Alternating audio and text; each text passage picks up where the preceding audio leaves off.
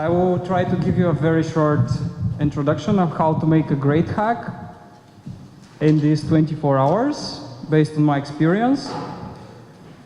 And I will, all right, about me again, I'm affiliated with the Music Technology Group, where I just graduated in my PhD, and I just recently did my startup, which is called Voice Magics, and it's about music technology, of course. So, does anyone here is not okay with me presenting in English, by the way? Има ли някой, който не разбира английски? All right, then we keep it in English. All right, so I will talk about only software hacks. So, quickly, before the hack, how to get an idea, how to validate how awesome it is, how to build a hack, some APIs, some software tools that you could use,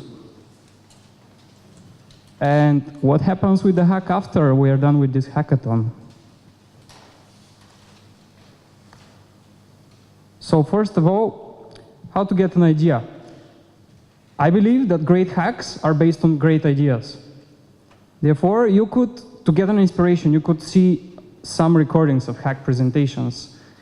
Like there are plenty of those if you write in YouTube, music hack. For example, in the Music Hack Day in Barcelona, which we organize, we record all the presentations. So if you Google that, you will find it. Or you could look at those platforms where people usually submit their code, their demo videos and documentation. For example, MuseHack, Hackathon, etc. And I will give you an example of the second one. It's a website where you can search by keyword music, and then you'll see all the recent music hackathons where when I searched, I found out that all the hacks from the previous hackathon, which was held in January, are uploaded. And you could find also the last Music Hack Day in Vienna, which took place 1 month ago. So you can validate if your idea is new. And talking about newness of the idea, innovation of the idea, let's have a look at ideas and some scales based on their innovation, novelty, and engagement, how engaging is the idea. But let's first look at composers. Since we're in a music school, I've been always very impressed by great composers. So that's a very, very non-professional graph. If you don't see well, I will point you. So here you have innovative index, and here you have engaging index. So ideally, you would like to listen to someone who is innovative and engaging. So, well, someone had to be in this part here, which is neither of those. I don't know if you have listened to Stockhausen, but I don't find it very engaging. I mean, I can listen a bit, but then I get nervous. He was very innovative, but maybe lacked a bit on engagement. Andrew Lloyd Webber, I guess you have listened to Jesus Christ Superstar or The Cats, those musicals. They are really great, and there is nothing very new about them. In fact, he doesn't use any musical concept in a very innovative way. Just the way he did it is engaging. That's great. Or Sibelius is also a good example about that. I love Bela Bartok. Can you hear me, by the way, like this? So Bela Bartok was a great composer. He was one of the first who took recordings of folk music, and he put folk music into the classical tradition. And so was Pancho Vladimирov.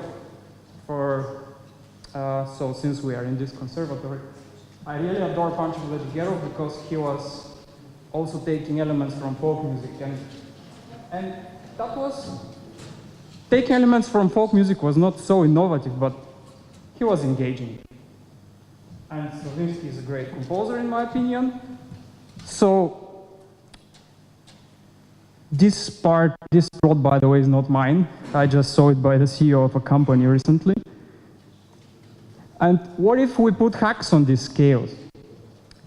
Remember that one of the criteria of judging your hack is how creative it is, or how innovative it is. So here are some examples of music hacks that I've seen in music hackathons, and I've put them according to my impression in this diagram. So I'm sorry to disappoint you if you want to make a playlist generation hack, but that is everywhere in every hack day. Maybe you will use it. You will use it maybe on the long term, but it's not engaging you like, I want to play with it so much, because maybe here is the point to say that what I think is engaging, what is engagement in fact? Think about it as a product. If you have the hack in your hands as a user, you want to be able to use some of your, to give your opinion or to use some of your skills. So for example, to share who is your favorite artist and to make the hack work with your favorite artist, or to practice some skill that you have. For example, to put your singing voice and make something out of it. Therefore, I don't find this so engaging. A very famous hack is the one which is called Goatify, where you take voice of a singer and then you put on top a goat sound or some animal sound at some particular words or at some particular phrases. And that's always quite fun.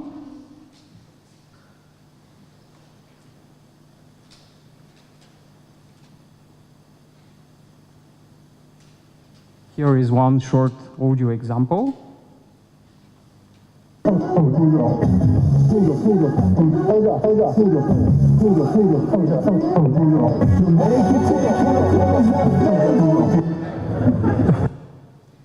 All right, so it puts a holder word in the same pitch as the singing, as the singer is singing. And yeah, that's fun.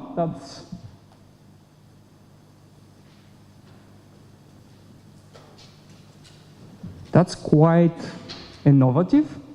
Not so engaging because, yeah, you maybe listen to it once or twice, but then you cannot engage yourself. On the other hand is piano from fruits. That's also a typical hack. If you plan to do it, please feel free to do it. However, I don't find it so innovative because there's so many hacks with that.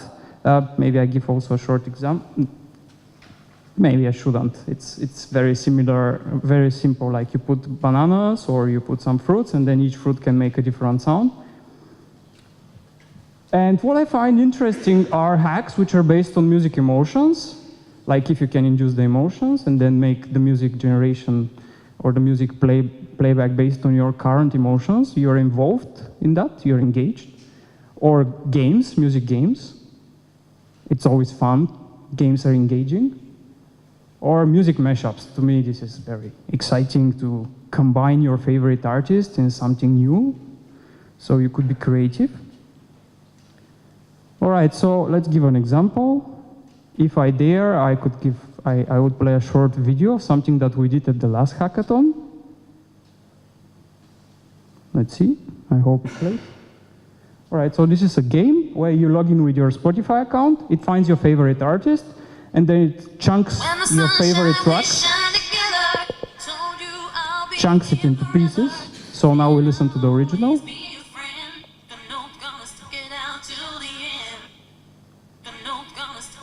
So now these pieces are in scrambled order.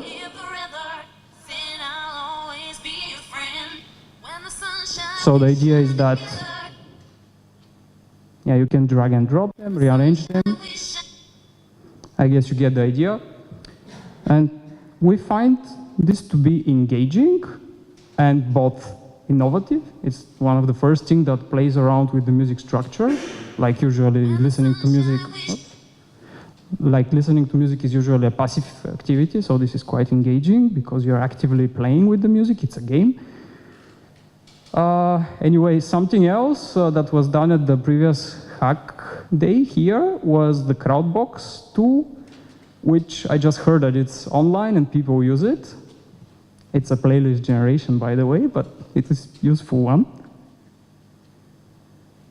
So, the most important part, building the hack.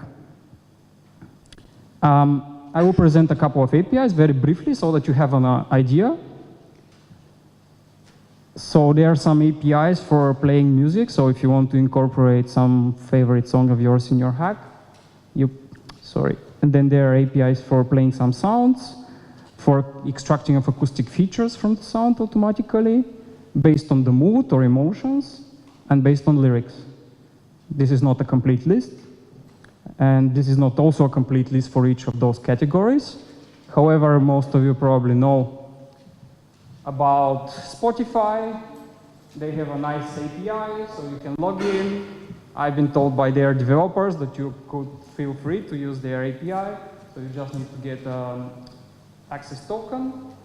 And they have a web API. They have also Android and Java API for, Android and iOS APIs. They also another alternative is Deezer. It's also another streaming service. They have a nice API, including a lot of different platforms. And you can play also music with them. You can get an API. This API is open. For sound playback, so you could use, for example, Freesound. It's an initiative of our university in Barcelona. And there are sounds on the Creative Commons license, which you can use, for example, for music jingles, not only for the hack, but in general. And we have an HTTP request-based API, where you can get a sound by a category, by some search criteria. And for example, if you want a cat sound for your awesome hack with cats, then you could find a cat sound. All right, the next category is our acoustic feature extraction APIs. I just want to mention that music is a repetitive structure. It has structure inside, so there's verse, chorus, bridge, as you know, and then if you look in more details, we'll see rhythm, so some pulsation, and incorporated in that you will events. As for those of you who are musicians, they know about the beats, the chords, the musical notes. But what's important here is that there are acoustic features which can describe those events, so we can automatically extract those features. And for example, for the beats, you would look for the percussive onsets in this music signal. For the chords, you need the so-called chroma vectors, respond to the chromatic scale of the tones.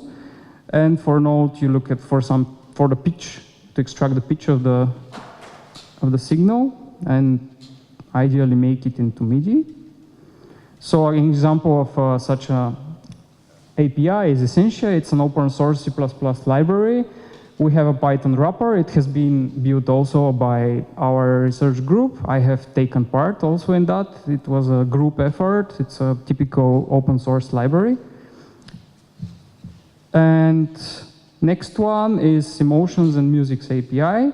So I'm happy that here is MusiMap, a Belgium-based company that is here to help you during the hackathon. It's a nice API. I've used it myself because it has music based on the moods and emotions, and this is based on expert criteria. They have a lot of music experts, and also it's available.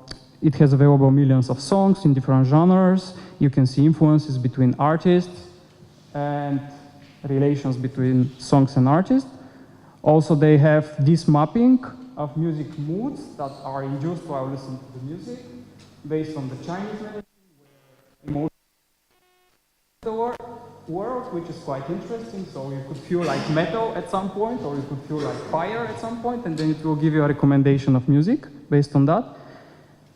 And yeah, there is more material about Music Maps API, which you could go to Frederic and Munir, who are here to help you during the hackathon, and they have a prize, as we heard. That's an important point. And the last API is Lyrics API. You can get the lyrics for a song. You can get some timestamps of lyrics if you want to play around with the lyrics while playing the song.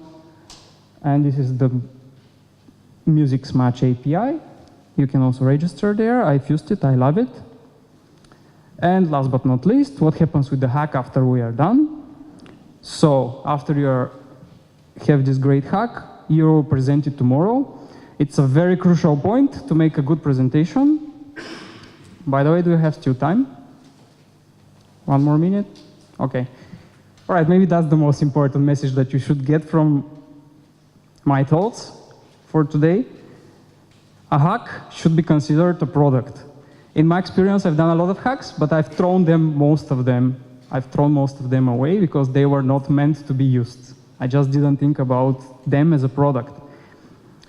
Some of them were engaging, but not very creative, not very innovative, or the opposite. And you should think as a solution for a problem. Therefore, you should explain the problem. As every product, it solves a problem, right? It's there because it solves a problem. That is why when you present, please first explain the problem. This is the typical flow that a presentation has. Like, they present something cool, but why do we need this? You should tell the jury why this is important and which problem it solves. Next. Very important also, present a working example. If your hack is awesome, but then your example breaks, or there is a technical problem with your presentation, you're doomed. So, even if it doesn't work, just fake it, make an example, show how great it is with some working example. And follow the judging criteria. Go on the website of Music Hackathons and see what are the judging criteria. So, for example, the business potential is one important criteria, which is not typical in all hack days, which you should think about. And after you're done, after you leave the building tomorrow, don't forget about your hack. I always keep my hacks in a repository, for example, GitHub or Bitbucket, and put some documentation. Not now, you don't have time, but write what is it about so that people can find it. And yeah, you don't want your hack to just go to Nirvana after tomorrow. Keep it documented, it's for yourself. Also, shout about it, tell the world about it. I use Twitter for this purpose. And talk to the API providers. They might need your feature in their next product release. All right, that's more or less what I wanted to share you. Just one slide about the music technology group where I graduated. They have a lot of interesting courses. So there's a master program in music technology. There's one course which is in Coursera, so you can do it online, remotely also. It's called Audio and Signal Processing for Music Applications. It's taught by my supervisor, and he's a great professor. We have some spin-offs. For example, React Table is a famous table where you can play around with sound. It's used by DJs. Maybe some of you know it. If you don't, come to me, I'll show you an example. And we do also hackathons, of course. So in every June, we do the Innovation Challenge, which is a hackathon challenging you to do some creative new ways, and we invite a lot of companies. So there was a participant from January's Music Hack Day, Alex Milanov, who came to Sonar this year, and he was quite happy. He got a job offer from Deezer, for which he was hacking. I'm not working for Deezer, just I have to mention that. And my research is about lyrics to audio alignment. I spent 4 years about the automatic synchronization between audio recording and its written lyrics. So where are the timestamps of each word? And this is useful for the automatic highlighting of the lyrics words for karaoke, for example, or automatic thumbnail generation, because you have structure in the text. If you know the connection to sound, then you would know where is each part. And this is something like that. So here, this is an example of something that I got.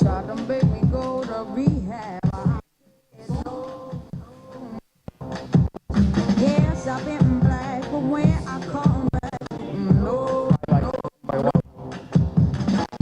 ain't got the time, and if my daddy thinks I'm fine. All right, so this works quite fine for some songs. And this is part of the product that we are working on in Voice Magics. So that's all from me. You can find those slides, material about the different APIs on my GitHub repository. And now it's time to hack. Thank you for your attention.